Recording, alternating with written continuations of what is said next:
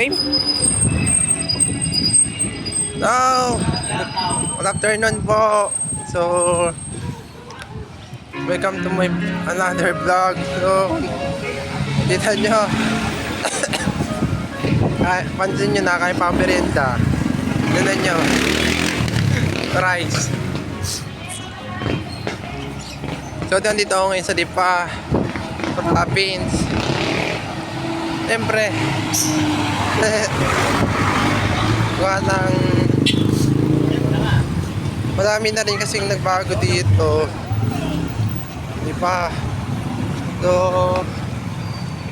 as expected, na dami ng parang namalago na diba? So, thankful ako na siyempre kahit pa paano namalago na diba? Kahit pa paano I know naman na ito isang city kaya kami lumago. Di ba po mga ka-vloggers? So, just like na-observe ko today, ang dami na naglabasan na restaurant na bago. Kagaya na nandun sa nadaanan ko dito sa may bayan dito sa may dulo. May libre, pag every 300 may libre daw. Ganun naman sa pag may mga restaurant na ganito bukas, may syempre may palibre. So yun guys, naisip ko ang Dipa nga rin sobrang evolving na. As din ang na-observe ko rin dito sa amin sa province, nagiging safe na halos. Wala nang pansin ko, mahigpit na yung city government, mahigpit na lahat. And at the same time, para Maynila na rin, parang yung feeling na yung gusto mong mag Maynila pero yung city mo nagmumukha ng Maynila. Daming marami ng tao, marami ng mga business establishments na talaga na dito na si Dipa. Just like HLM, yung mga romantic baboy, yung mga Yaki Mix, yung mga ganitong mga Nike factory. Di ba? Kutodo, sinasarap na ng buhay din eh. Parang hindi mo na siyang kinailangan lumawas. No, may contest. Di ba? Ang contest, nakikita naman talaga natin na ang contest ay nasa Laguna, Santa Rosa, pero ngayon dinala din sa Dipa.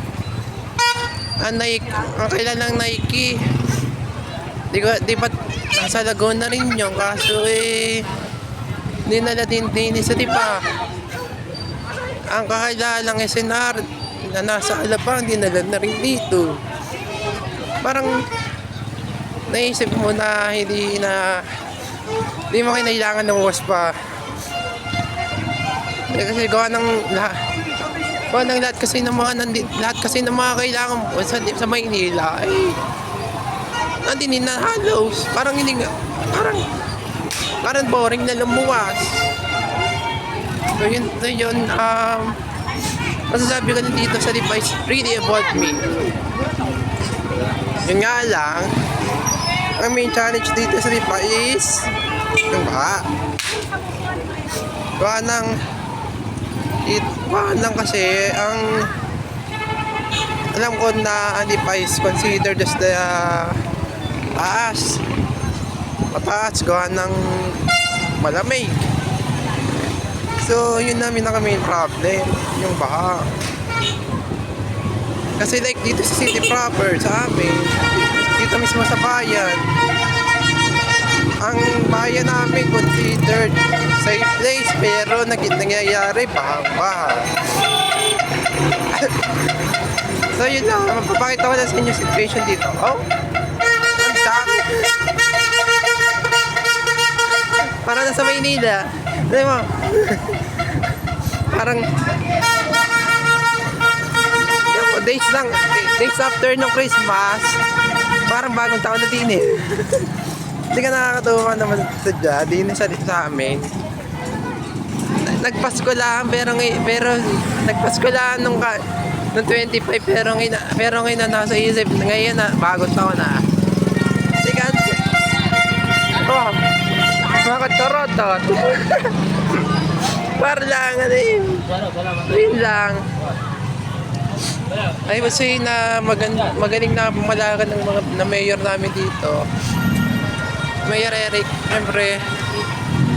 So ano, magandang kalakaran nila din sa paggawa ng, alam nyo naman, sobrang laki na ng nagdag. So by the way, nandito nga pala ako sa aming palengke, kaya siyempre, as you all know naman, as a vlogger, kailangan galang. Hindi ka pwede magstay sa isang lugar. Hindi ka pwede magstay sa isang lugar nga yan. Example, pag sa bahay. Eh, di ba ka, pangin naman ko sa bahay na mag-vlog. So, mas may ginagala ka na lang. Siyempre, itong vlog na ito, may patutunguhan din. May patutunguhan din itong vlog na ito, siyempre. By the way, ang title nga pala ditong vlog ay, vlog number 1. Kaya vlog number 1, kasi alam ko magtatapos na taon. Happy na magtapos. Hindi na gaano sadyang magiging problema sa lahat. So yun lang, tapusin ko na ang vlog day kasi malapit na kami pumunta sa reception 10:22. Baka dumating ang akin na doon, hindi ko alam. So yun lang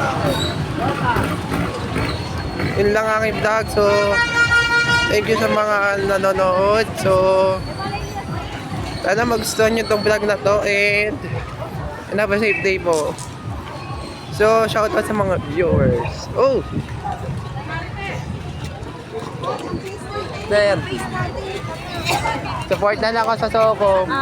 Gawa ng ako yung pinalilipat ako ng Malipar.